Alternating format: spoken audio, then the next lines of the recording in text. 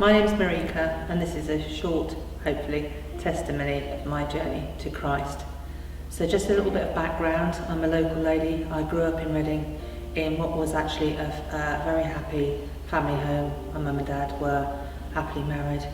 My mum was most upset when I became a Christian that I believed that my childhood wasn't Christian, but we didn't pray, we didn't read the Bible, we didn't go to church. So I think I'm on fairly solid ground to say that I was raised in a good moral, good discerning of right and wrong, but not in a Christian home. All looked fairly good on the surface, but unfortunately we lived in a semi-detached home, and the guy next door unfortunately was a paedophile, unknown to my parents. So by the time I hit my teenage years, I was one angry woman. My father was older than my mum, so it was a very old-fashioned home. So very old-fashioned, very restrained, with next door wasn't a good mix. And I really struggled.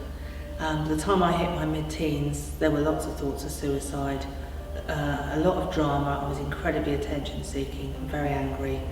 By the time I was 17, I met a boyfriend who was to be my first husband, and between us we were both very broken and both well matched in that, and I wanted power and I wanted it quick.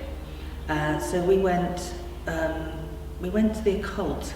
It was a very interesting journey of starting with mucking around with Ouija boards and suddenly realised that actually mucking around, it wasn't. It was real, it was powerful, and oh my gosh, it was dangerous. He was a very heavy drinker, but it was enough of a pull to get him out of a pub very early in the evening. So that for me was another plus. It was a good one. And we started to get into some fairly serious mischief with that. Little did I realise that in the way that for Satan, actually for the devil, it was an own goal, because I realised later on that if this was real, then there's another side to the coin, and that God's also real. I came home one day, and to this day I don't know who it was, but someone inwardly had told my mum, and I came home from work. To my horror and shock, she got the vicar round for tea. I walked straight into that and was rather rude to him. Anyway, they decided to, they got an expert in from Kent. I'll never forget the laptop the size of a suitcase being wheeled into the church, got us all together, got the police involved, and performed an exorcism ceremony. And to be honest, it all seemed rather surreal. It was strange and it was odd, and again it was attention, and I was a bit notorious. So very closely on the heels of that, I was pregnant with my first child, and it brought a marriage forward by 10 years at least, because you know, if there were two people who weren't ready for that, it was myself and my first husband.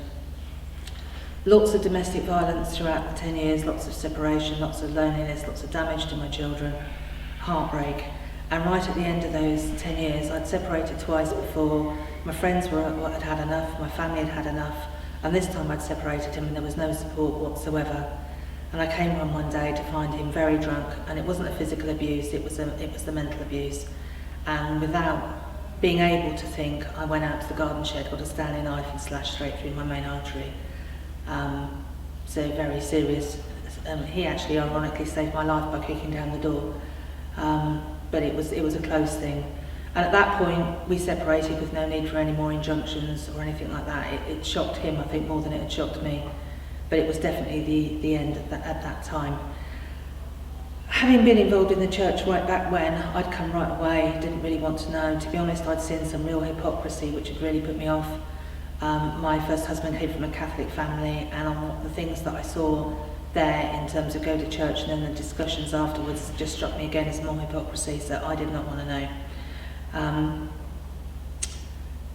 Was very fortunate, and I can look back and see God's hand, that I met a guy very swiftly on the back of my divorce, literally, as in I left my first husband in the January and met this guy in the February. Weren't Christian, so by May he'd moved in September he asked me to marry him. Bless his little heart, he had no idea what he was taking on. As my family were very fond of saying, and good luck to him, he deserved a medal, you know. So, bless him, he's still there and has always been there through thick and thin. He was atheist and I was a very damaged non-Christian, if you like. So, later on, looking back I can see God's hand on my life, but at the time I didn't see it. And at one point I came to a place where I was working in an environment where there were some Christian women in this environment. It was very fast moving, very cutting edge, very pressured environment.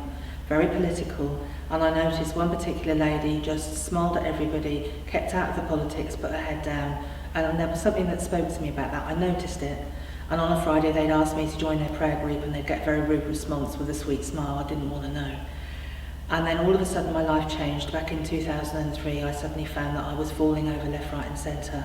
Within 6 months I was in hospital, in a wheelchair, in a real mess. My boys were only 15 and 16 years old, and by this time, so I was like, oh my gosh, what are we going to do? How are we going to manage? And I was diagnosed with multiple sclerosis. I came home from that, and this just fueled the anger, the bitterness, the resentment. I was one fuming pile of mess.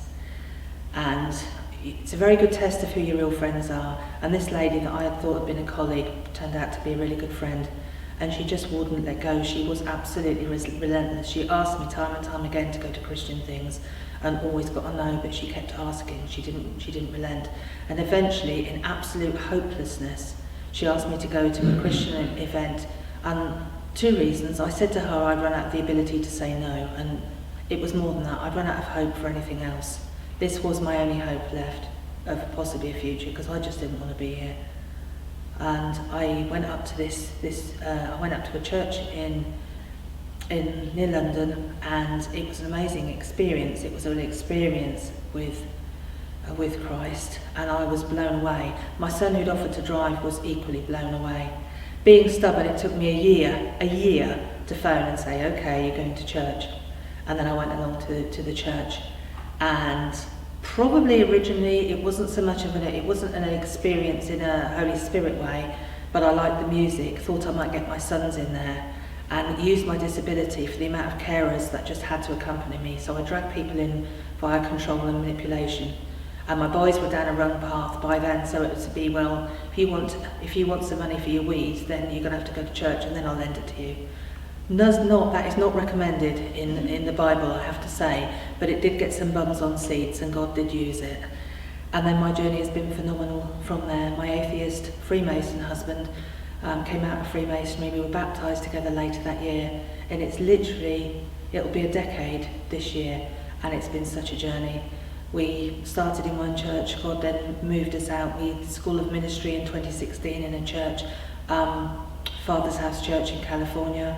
Learned a lot, really learned about what laying our lives down truly meant, and God has used me to evangelise, to teach a very small group of ladies that I lead, and I could just look back, and my husband has grown from such a very shy man to an absolute rock, and he's now hard of hearing, so which is hard for me because I talk a lot.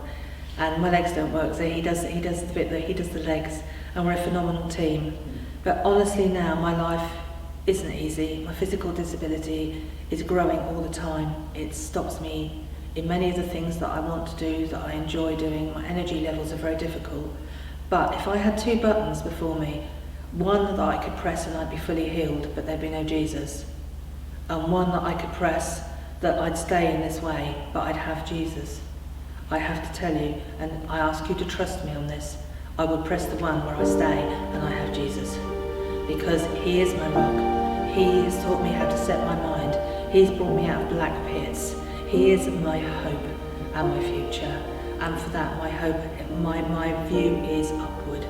And I just pray if there's anyone out there who can touch base with any of this, with a background of the occult or domestic violence, there is hope. Please, if God's pursuing you, and he will be, please turn, and please go and just try, because you will taste and you will see that he is good.